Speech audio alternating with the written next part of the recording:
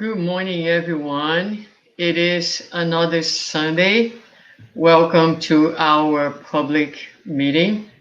We are going to start, as always, with the reading, opening reading to give time for all the folks who will be joining us, and our initial prayer before we bring on our guest for today, our dear friend David Walkden. If you are there and following us, it would be really nice to introduce yourself, put your names out there, give us a good morning, let us know you are joining us this morning. If you are not um, part of the conscious living, if you are visiting us, if you're joining us today from a different place, please let us know as well. We love to know everybody who is joining us this morning. We miss so much everybody, and we are always very happy to see our friends joining us. Here's Carlos saying good morning. Good morning, Carlos. So let's start today. I just opened a reading from our daily bread, and it is chapter 48 for today, which is the title is Let Us Understand. Good morning, Juan. If you did not desire sacrifices and offerings, burnt offerings and sin offerings, nor did they please you. Paul. The people of the ancient world did not understand their relation to the Most High except through magnificent offerings and burnt sacrifices. Certain primitive peoples reach exceptional religious extravagance, bringing human blood to their altars. Such regrettable manifestation dwindled down throughout the centuries. However, even today, lamentable outbreaks of eccentricity still occur in offering of this nature. Christianity brought about a complete renewal in the understanding of the divine truths. However, even among its ranks, absurd promises still surface, which only promote the introduction of ignorance and vice. The greatest notion of God to be harbored in the sanctuary of our spirit has been presented to us by Jesus, who revealed God as a loving and just Father, awaiting our testimonies of understanding and love.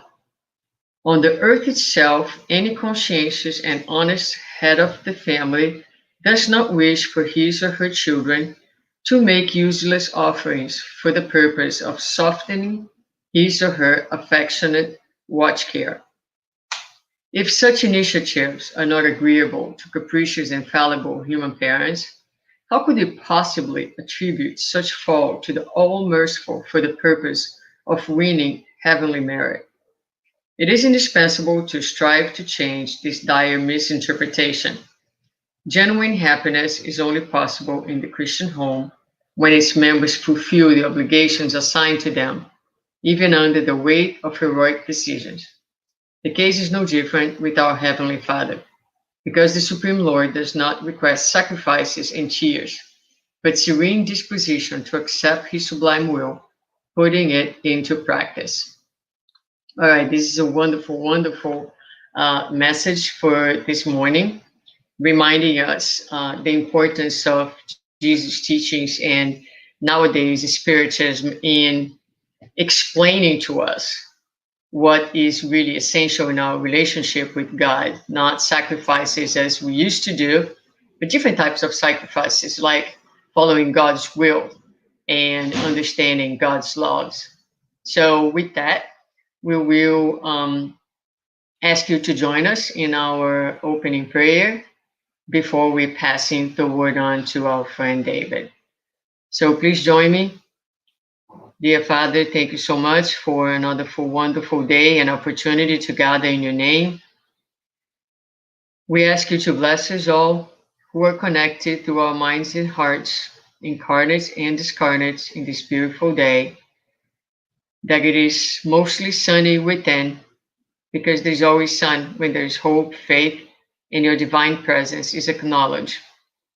Bless us all throughout these hours so that we can be open to the lessons, and those lessons can nourish our souls and strengthen ourselves, giving us health, giving us the harmony, and giving us peace for the day and the days to come. Bless in particular our friend David as he delivered his lecture this morning, and bless us all today and always. Thank you so much for this opportunity, and so be it. All right, my dear friends, I am bringing in our friend David. Good morning, David, and Good welcome. morning, Susanna. Good morning, everyone watching. So great to be together.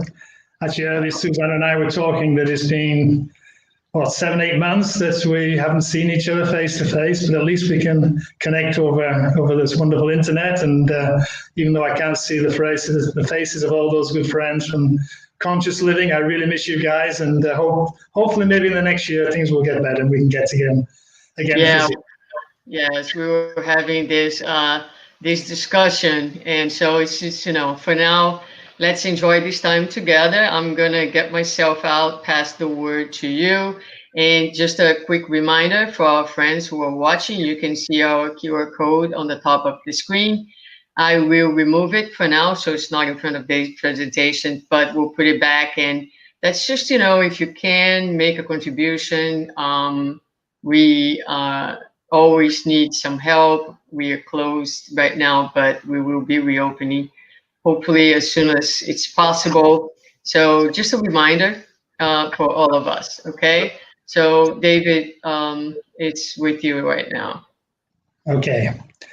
Well, thank you, Sue, and again, welcome everybody. I'm very honoured and grateful for the opportunity to talk today, and I'm particularly feel gratified by the topic I was given on Leon Denis and his contribution to Spiritism.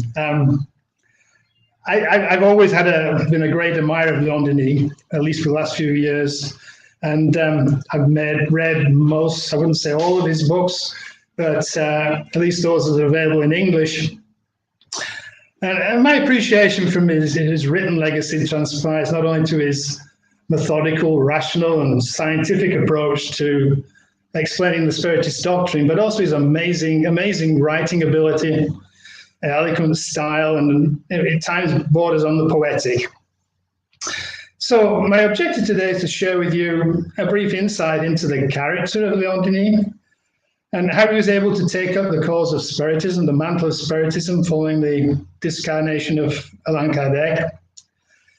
Kardec is described as the codifier of Spiritism, but Denis was the consolidator.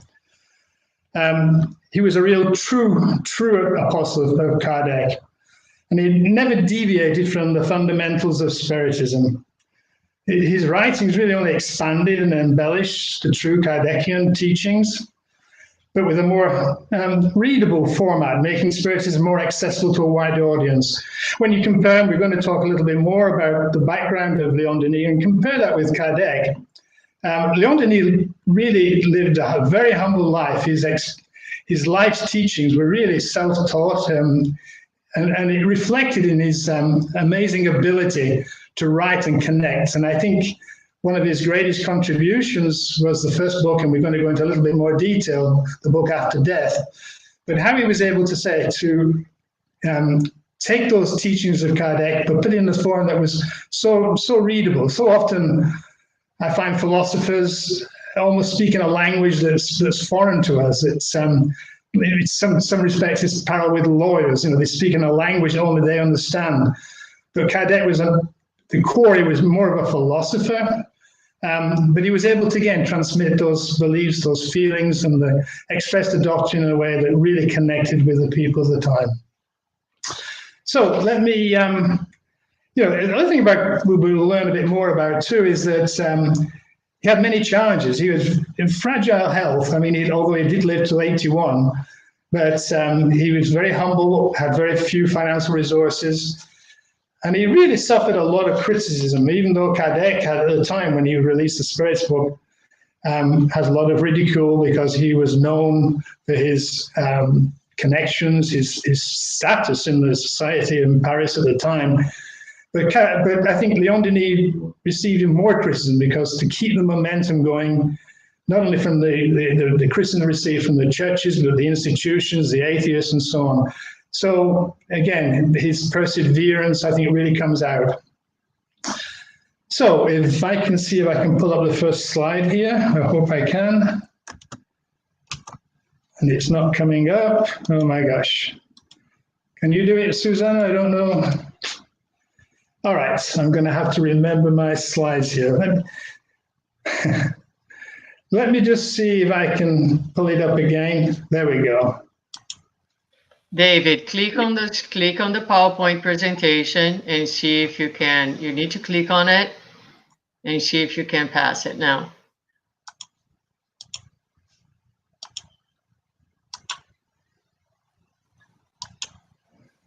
There we go. It's coming slowly. I think, yeah, I think what happened was I got a few transitions in here and it's not being handled well on the computer. Let me see if you can get to the next slide. There you go. Yeah, it's sort of half there, but let me pull up at least. It's coming. There we go. All right, I've got to go one back. See if I can go one back again. Sorry about this. And one back again. All right, how does that look? Is that fully there? No. Still one back, previous one. All right. So, okay, so I've really structured my talk in 4 parts. I'm going to talk a little bit about the biography of Leon Denis, and it's going to be a few facts, but I think my objective here is really to bring out his character, his personality, and his background, so they help us understand how he was able to contribute so much to the Spiritist cause. But also try and bring out a little of how he was so different than Kardec in many respects. They both had the passion and the belief in the Spiritist doctrine, but they came from such dissimilar backgrounds and stratas of society that it's very interesting to see how that affected their ability to contribute. And then after the discarnation of Kardec, he spent more than 50 years. Kardec discarnated when Leon Denis was in his early 20s, and he lived to his 81. So he had almost 60 years of work and constant work, again, carrying on the message of Spiritism. And we're going to talk a little bit about what he did during his lifetime as Leon Denis, incarnated as Leon Denis. Then I'm going to move on to look at his major contributions in terms of his books. I'm going to limit it, obviously. There's about 16 books that he wrote, but these 6 I'm showing here are all available in English and recently published by the US Spiritist Federation, so are accessible on the internet or Amazon. So we're going to talk a little bit, and particularly after death. I'm going to go into detail, and it's very difficult to really explain the beauty and the style of Leon Denis and the message without actually just taking passages from his text. So I'm going to do that. There's a few, not too many, but just to give a flavor of what his work entailed and what it was involved. And then finally, I'm going to talk a little bit about his contribution from the spiritual realm. He not only his work and his involvement continues now from the Spiritist realm. I don't know if he's incarnated now, but certainly up until the earlier years of this century, he was still in the spirit realm. And I've got some information to share with you, which some of you may have seen. But again, at the end of the talk, I really want to. My audience is to those who've never read Leon Denis. I'm hoping that by giving you this, sharing this information with you and sharing the passion that I have for his writings, that'll inspire you to read. And for those, and I'm sure many have already read Leon Denis, perhaps just as a reminder of the wealth of information that's contained in his books, and maybe encouraging you to go back and read again. Because one thing about Spiritism I always find is when you read something in Spiritism, it makes sense, but when you come back to it in a year's time, you come at it with a different perspective, your knowledge is increased, and you find things in it that you never realized before. So that's what I hope you'll come out to the end of this next 30 minutes, 40 minutes. And that's the message I want to try and deliver. So let's move on, hopefully. And let's talk about the biography of Leon Denis. Well, he was born to a humble family. From a really early age, he had these mediumistic abilities. He probably didn't recognize them as such at that time, but he was very much a very sensitive child, very much of a loner.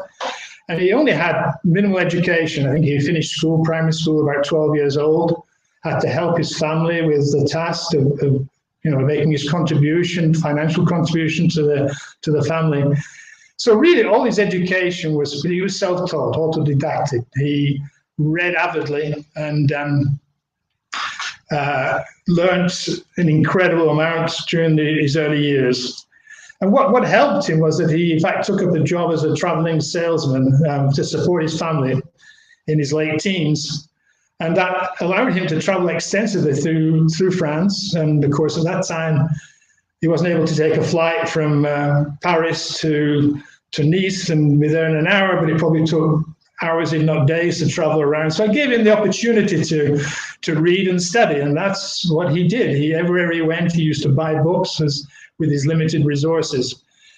But at the age of 18, 1864 now, so this is a few years after the Spirit book was first published, he came across the Spirit book in a bookstore and took it home. And he's quoted saying, "In it I found a clear, complete, logical solution to the universal problem. My conviction became firm. The Spiritist theory dispelled my indifferences and my doubts." So that was the first turning point. And although having said that, I found another quote from Leon Denis after that he said, "I was looking for evidence, precise facts in order to support my faith. But these facts took a long time to arrive. At first insignificant, contradictory, mixed with flaws and mystifications which did not satisfy me, to the point I sometimes think about not continuing my investigations." So he did have doubts because he couldn't find the facts to support some of the theory.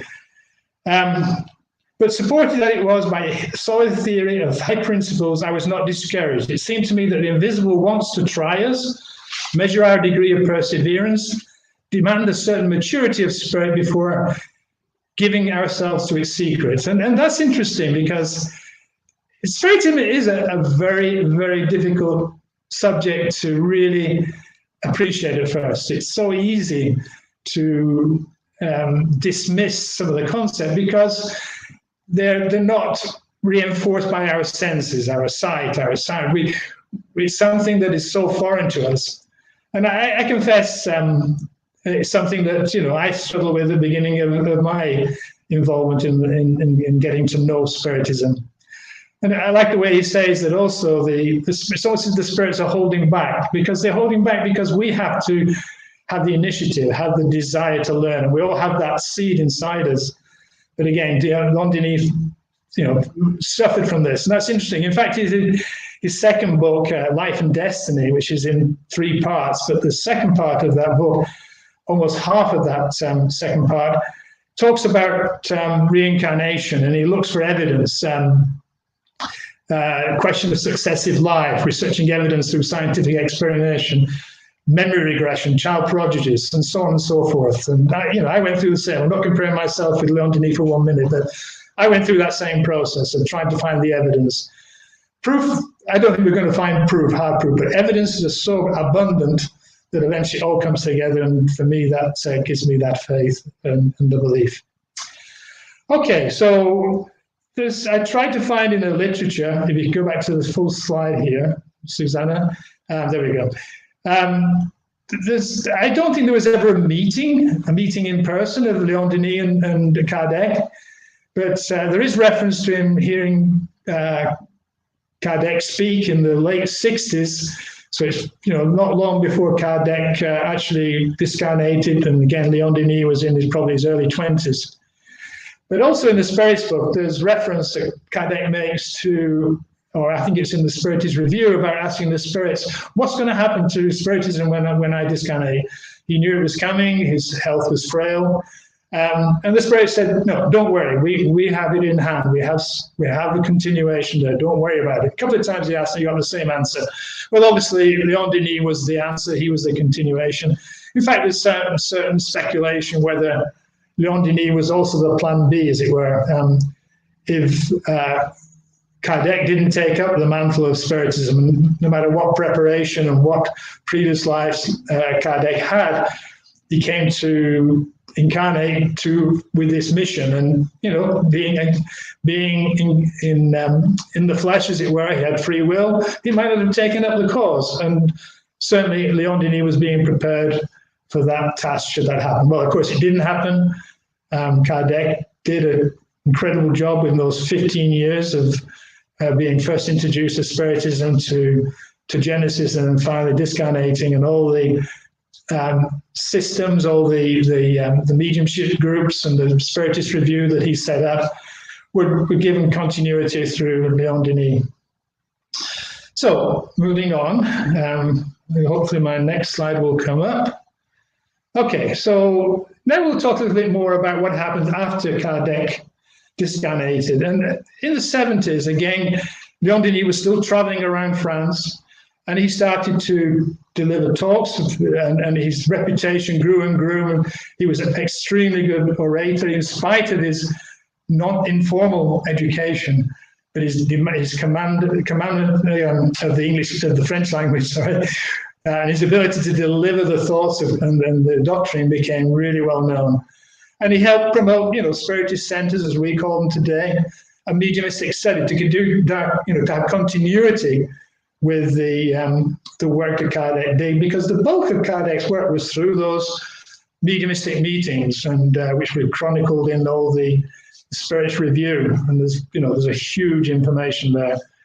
And again, the first 4 volumes of the Spirit Review, I think 5 volumes now are available in English.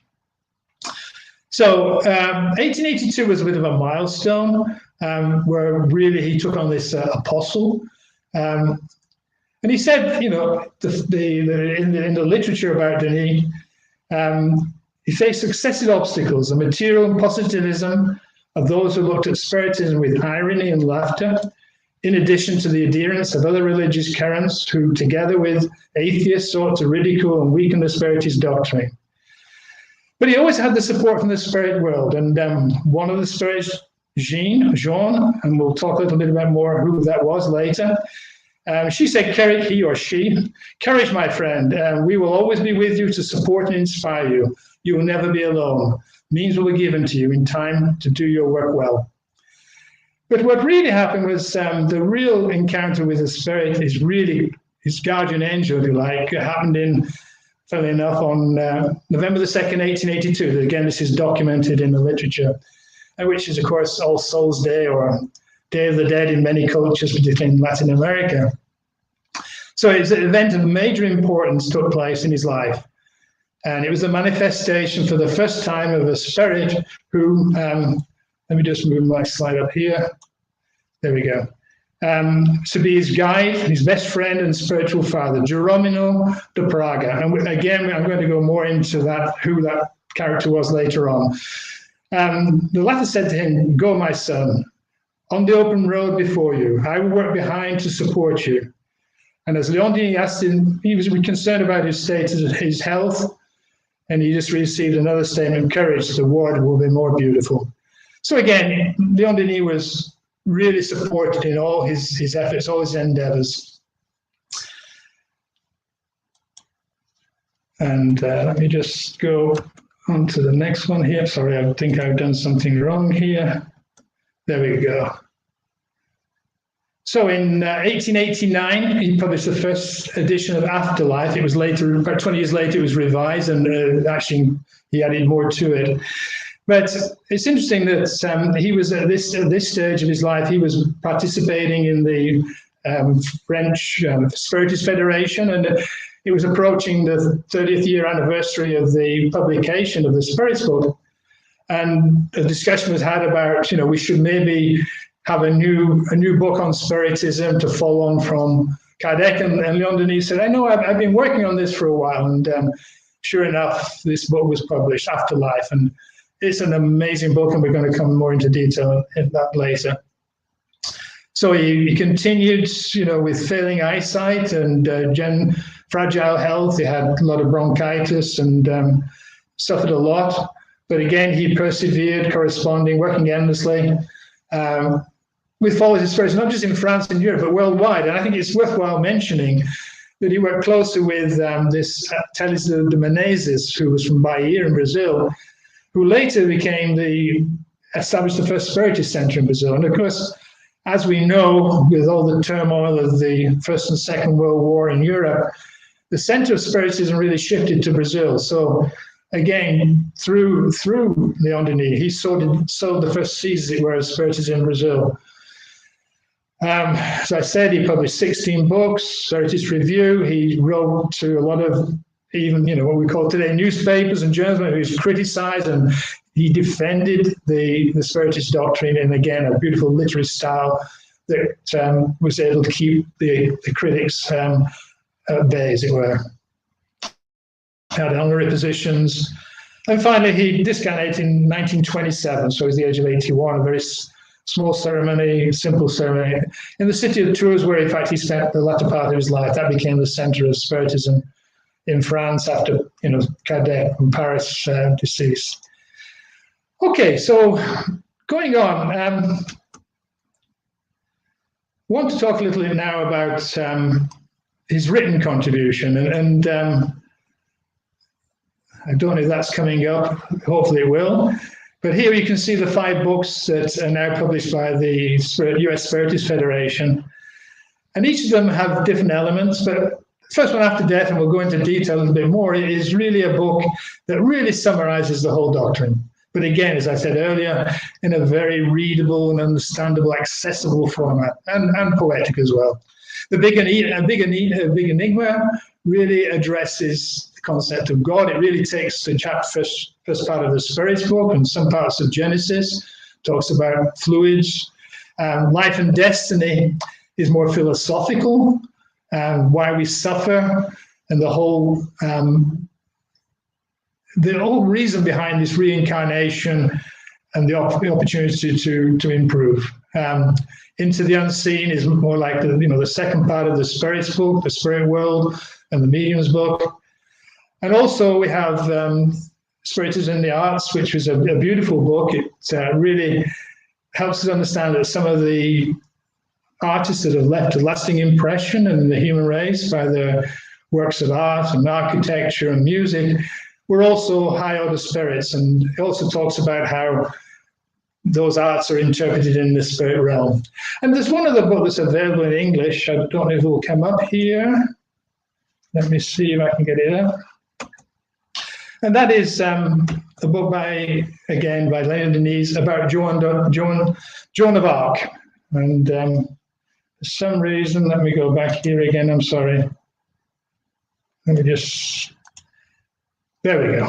That should come up on the screen here, but it's a book, interesting enough, it was actually translated by Arthur Conan Doyle, who we may know as the author of Sherlock Holmes. But apart from his novels of Sherlock Holmes, his criminal novels, he was very much an avid study of psychic phenomena. And in fact, worked very closely with Leon Denis, in fact, in the translation of that book. So that book is available, again, on Amazon. But what I want to do now is, again, if I can advance my slide here. Oh, boy. Next time I'll make my slides a little simpler. Okay, well, and I need to, I think that's coming up slowly. So I want to go to After Death. It's in 5 parts. I just want to start off with just reading the first few paragraphs, because I don't think there's any way to try and describe the work of Leon Denis without actually just reading and trying to get an insight into not only the knowledge that he transmits, but the beautiful style that he writes, in which he writes. So he starts off by saying, and again, this is part 1 from After Death. When taking a comprehensive look at the past and evoking the memories of vanished regions, of dead beliefs, when observing the tortuous ways traveled by humans, One is taken by some sort of dizzy spell. Yet its pace is slow. Initially, it seemed to reveal itself in the dark crypts of India, the underground temples of Egypt, the catacombs of Rome, the cathedrals' semi-obscurity. It appears to prefer the obscure sight, the heavy atmosphere of schools, the silence of cloisters to the daylight of open spaces, or in short, the study of nature. And in subsequent chapters, he talks about how religions first evolved in India, and then in Egypt, and then in Greece. And again, explaining that throughout humanity's existence, we have these prophets, these high order spirits that came to deliver these messages. And he goes on to say, at first look, a superficial comparison of the beliefs and superstitions of the past leads to inevitability of doubt. But when the outer and shiny veil that hid the great mysteries from the crowd is pushed aside, when one penetrates the sanctuary of religious thought, one becomes aware of the fact that bears considerable significance. This is important. The material forms and the worship ceremonies were aims to cause a deep impression on people's imagination. Behind these veils, the ancient religions appeared in a totally different light. They assumed elevated and great features along with scientific and elevated nature. So one of the beauties of all these early days of religious thought was really to inspire. And everybody had that seed inside them. And the way they were delivered, depending on the involvement of the people of the time, they were delivered in such a way that if they could not understand them, at least it would trigger that imagination. And this is what Leon Denis brings out. And then he just says as well, these teachings were twofold, outward bound and public on one hand, while inward and secret on the other, in which case they were reserved exclusive for the initiates. And of course, we know that in the early days of religion was power, it's politics. So there was almost an incentive to keep the knowledge to the high order of the churches, of the religions. In order to know them, one must penetrate the intimate thought that inspires them and is the reason for their existence. From the myths and dogmas, one must infer the generating principle that imparts force and life to them. Thus one discovers a unique doctrine, superior and immutable, from which human religions are revealed to be only imperfect and transitory adaptations, proportional to the needs of the various times and places. So again, same message. But again, what I'm trying to show here is the beauty of the teachings, the message that's there, but how accessible his writings and how poetic at times.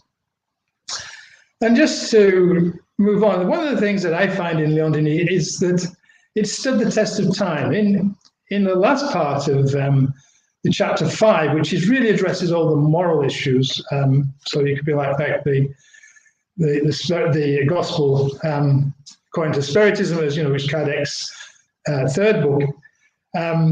He addresses a lot of social things and moral things, and in chapter 35 he talks about social issues. And I think, again, when you reflect on this couple of paragraphs I've got here to share with you, I think it resonates so much in the times we're living. We know we're going through times of transition, and we need sometimes to suffer in order to move forward. It's part of the progress part of the law of progress. So let's just read this together. And again, just the insight and the beauty of his words and the relevance in today's times. So again, he wrote this 120 years ago. Our times are deeply troubled by social issues. We have come to realize that neither all the progress of civilization, such as the huge growth of productive power and wealth, nor the development of education has been able to extinguish pauperism or cure the pains of the majority. Nevertheless, the generous and humanitarian feelings haven't died out. In their hearts, the crowds harbor an instinctive aspiration to justice, a vague yearning for a better society. People generally perceive the need for a more equitable distribution of the good life. This concern has given rise to hundreds of different theories and systems, each striving to ameliorate the situation of the poorest classes and to grant each individual at least the strictest necessity. And of course, I think here he's addressing the different political systems, from the monarchies to the domination of the church to communism, and how society has been learning and manipulating. But again, deep inside, what he's bringing out here, deep inside, is we all have this instinct of we're all in this together. We're all trying to help each other. And he goes on to say, however, the application of such systems requires, on one hand, a lot of patience and skill, and on the other, a spirit of self-denial that one often lacks. Rather than a mutual benevolence that bringing them together would enable the humans to study and solve the greatest problems jointly, it is with violence and verbal threats that the proletarians claim their share in social welfare. And it is grimly that the wealthy retreat in their selfishness and refuse to relinquish the least crumbs of their fortune to the benefit of the starving.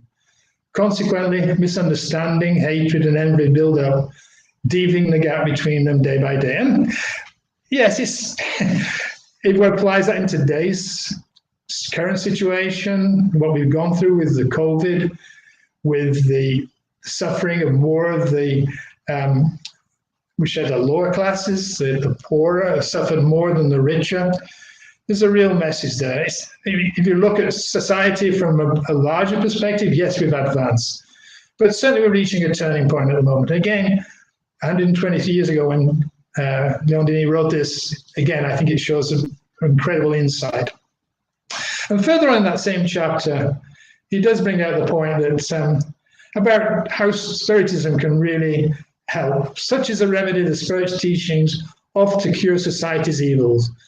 If in the past just bits of the truth, even though concealed in obscure dogmas, have been able to provoke so many generous deeds, what can one expect of the Spirit's conception of and the world which is based on facts? The doctrine will make humans feel bonded to all other beings, destined like them to rise toward perfection, progressing under the action of wise, profound laws. So again, if Spiritism was a political party, I think they would win the popular vote 100%. So this is, again, we've all got to take these Spiritist teachings and evolve them and practice them in our daily lives. Excuse me, let's have a little drink here. So, apart from the books, Leon Denis continues from the spiritual realm to influence the path of Spiritism.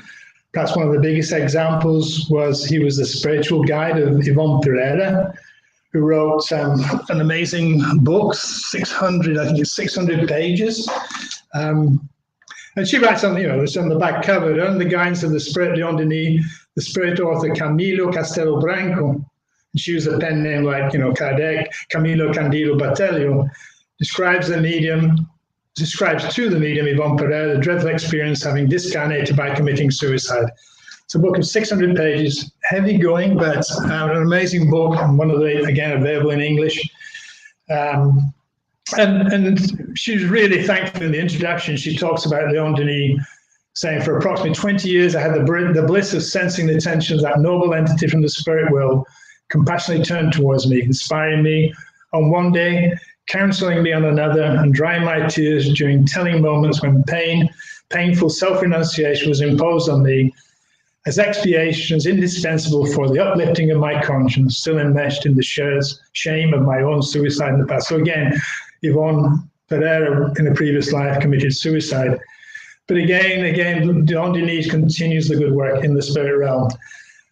And finally, I just want to share with you, and I think probably a lot of you have seen this, but in 2004, in the International Spiritist Symposium in Paris, where Divaldo Franco was in attendance, during the final sessions, he psychographed a message. And it was a one-page message. He psychographed it, passed it on. And it was illegible. Nobody could understand it until one of the people there turned the page around and held it up to light, realizing that the message was actually written in inverse. And it's actually written in French. Now, Divaldo Franco didn't speak French, right? But yet he psychographed this message in the inverse in French. And the message was very simple. It was basically an appreciation of Allan Kardec. So the message, again, this written message, Hippolyte Léon Désinard Rivail, excuse my French accent, but that was a real name, of course, we know as Allan Kardec, was born in 1804, the same year that Napoleon Bonaparte was proclaimed the French emperor. Delivered from death by fire in Constance, Germany, July the 6th, 1415, and later to be reincarnated in Paris during the intellectual awakening, Kardec dedicated himself to the apostle of Jesus' doctrine. His work bears witness to the great mission of truth. We who benefited from his wisdom humbly ask him to pray for us. And it was signed by Leon Denis. And if you go back in just Google, July 6, 1415, that was the day that Geronimo de Braga was burnt at the stake. So this was a previous life of Allan Kardec. And he then came back to be the spiritual guide of Leon Denis. So it's fascinating to see how these tied up through many existences. If you look further in this, there was actually a third person helping Leon Denis in spreading Spiritism, Gabriel Delan. And the three of them, Delan, Denis, and Kardec, lived together in previous existence in the 14th century, their lives interwoven together. But basically, they were all three of them in previous life. John Wycliffe, Jan Hus, and Geronimo de Braga were all involved in really challenging the church at the time. Two of them were burnt at the stake. Even John Wycliffe, who was responsible for translating the English Bible into, again, like Leon Denis is with the Spiritist doctrine, he translated into an English language that was much more available to the general people of the time. And although he wasn't burnt at the stake, he was later on excommunicated from the church. In fact, his remains were exhumed, and they were then burnt along with all his writings. So, again, just to show how these spirits constantly come, reincarnate, add their contribution depending on the state of the society at the time and intellect at the time, and work together as a team. So I think with that, 11:42, I think I'll end the talk here, and so hopefully Susanna can come back in and maybe we could just chat. I'd love to hear what Susanna's perspective is on Leon Denis. Hi, David. Yeah. Well, first of all, let me just say that I learned quite a bit about Leon Denis today, listening to your lecture. And, though there were some issues with the PowerPoint, it really didn't take from the really amazing work that you did in putting, in such a short period of time, so much meaningful information that really gives us a sense of the grandiosity of this spirit, which I learned to appreciate very much. Love reading Denis. I'm so happy that we have, so many of his works being translated. I think it's a gift.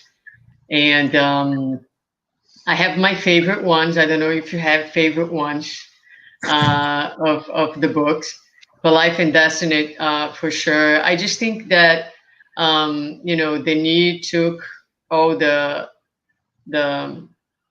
work that Kardec did and put into this like kind of cursive, kind of like it's almost like a romance, I think, when I'm reading Denis, in poetry. And so it presents in a different format, and it deepens the work, and it's just reading, like I said, it's just everything makes so much sense. The whole philosophy comes together. The ideas are so well linked. Everything flows.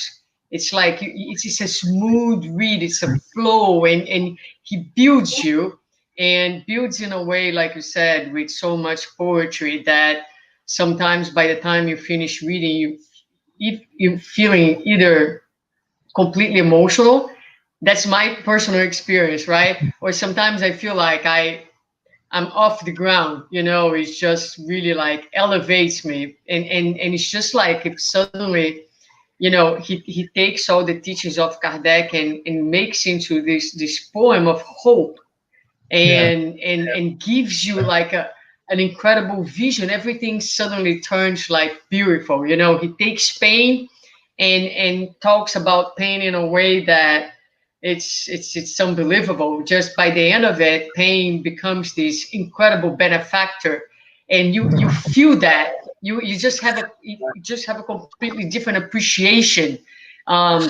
because it makes sense, and it makes sense in a beautiful and profound way that reconnects you to God, to what is essential. So that is my experience of Denis. And I have Life and Destiny as one of my favorite ones, but the Big Enigma, it's a book that is quite interesting.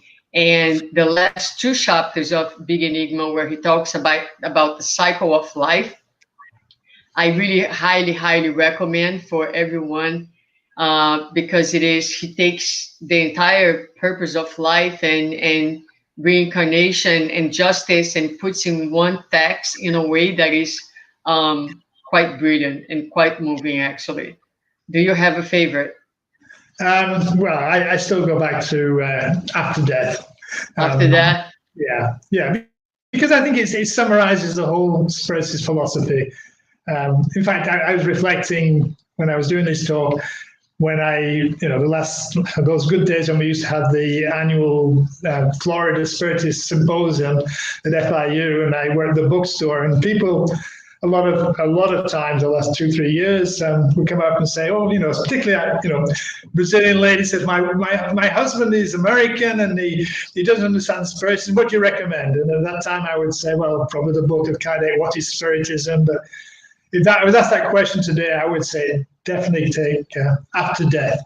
The only problem with After Death is that the title is a little off-putting to someone who's not really asking those questions, because Right. The title is a question. What is there something beyond death? And Right. and then if you really think and start to think about that, then okay, well, does life continue? And if life continues, do I stay there forever, or do I reincarnate? And what is the purpose of reincarnation? Why do I reincarnate many times? So it provokes all this series of questions, which he answers in that book. And once you get over that that title of After Death, somebody who's got that inclination, I think will. And I would recommend that book as the one. The Big Enigma, I have not read. I did talk to Cicero this week, who's quite an expert on Leon Denis, and he told me about when he was in Brazil, before he even got involved with Spiritism, he was taking art classes. And the teacher said, I want to sensitize you. And he recommended the Big Enigma. That was Cicero's introduction to Spiritism. And also I listened to a talk by Artur de Valadares, and his starting point of Spiritism was the books of Leon Denis, not Kardec. He didn't know about Kardec. And he has some two brilliant talks on Kardec. Talks a lot more about this tie-up between Kardec and Delan and Leon Denis in previous lives and their interactions. So fascinating. That's wonderful and interesting. I never actually thought about what you said in terms of what would be the first book to, and that is indeed a great book for that purpose. I think if people are asking for a book in, spirituality, they probably won't be so thrown back by the title, unless you were taking the initiative to introduce to someone who is not even considering, so the title maybe, but when people are asking, they're already like searching for something, so that may not be the case in that, but yeah, it's a really good consideration. In any case, Marcus has shared his comment here that has only scratched the surface of Leon Denis. I'd like to invest more in studying his great works. There you go, Marcus. Homework for 2021, right? There's a lot. And beyond. Yeah, and beyond. Yes, it's amazing. I mean, in the Big Enigma, how can you write a whole chapter about mountains? That he has, a chapter about like different aspects of nature, and he goes talking about, the spiritual mission of mountains. So just to keep you a little curious about it, and Yeah, it's I it's have a lot of it's the book. pure poetry, and it's really, really amazing. In any case, again, David, thank you so much. It was really wonderful, wonderful. I invite everyone to, if you're wanting to share spiritism, especially in English, share these works on these lectures on your Facebook. Help getting the word out there. There are still a lot of people who are looking for lectures in English that they want to know where they can go. I mean, we certainly have a number of great lectures here every Sunday that we can share on our social medias. This one in particular, I think it's a great contribution because Denis is an incredible author, and not everyone knows about him or his work. And I think you did a really wonderful job. So thank you very much. Um, I am going to close now, so I'm going to remove you. Thank you, David. We'll see you Okay. in a little bit. All right, dear friends. So, in closing for our meeting today, I just want to remind you again to make a contributions whenever you can, if you can. We understand that there's a lot of people who are in no place to make contributions. We are going through a very, very challenging time, and financially very, very challenging to many folks. But some of us can, and we would like to remind you to please do so. Help us in keeping the contributions going. We will be revisiting as soon as possible the reopening of our physical space, and we will need funds to do that. As many of you know, we are currently without a physical space, and we will be looking for one as soon as we can, with the aim of reopening when possible. Also, don't forget that our center remains open in its full capacity. Um, Monday evenings, we have our public meeting in Portuguese for the gospel, and Tuesday, our public meeting. We have our courses, ongoing courses. David himself is responsible for a course before this meeting in English, so you can join that. You also have Missionaries of the Light every other Wednesday happening in English. You have a mediums course with Carlos Baruchi, who is here with us. So there's a lot going on. You can join us on Facebook page. You will see the advertisement for our courses over there. We also have our YouTube channel, which is CLSG Videos. And so there are many ways that you can join us. Stay tuned, stay connected with us. We appreciate your presence, appreciate everyone's participation. And now I ask you to please join us for our final prayer this morning. Dear Father, thank you so much for the opportunity that we had to gather today in your name, for the wonderful teachings, for the lesson that came to us to remind us of the resources of the work that has been done ahead of us.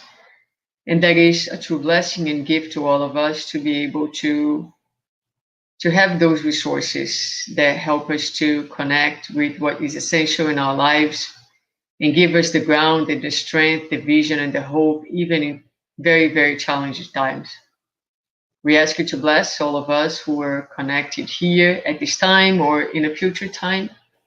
Bless us all, incarnate and discarnate, giving us the strength and the sight and the ability to remain connected to you as much as possible during our days, throughout our lives. Bless our homes, our loved ones. Bless, dear Father, all the people who are in need emotionally, spiritually, materially, so they all can be sure of your loving presence, guidance, and care for everything that we have, but mostly for who we are. for your love in our lives. We are very thankful, and so be it. Okay, dear friends, have a wonderful, wonderful day, and I hope to see you all again next Sunday here with us. Have a great day.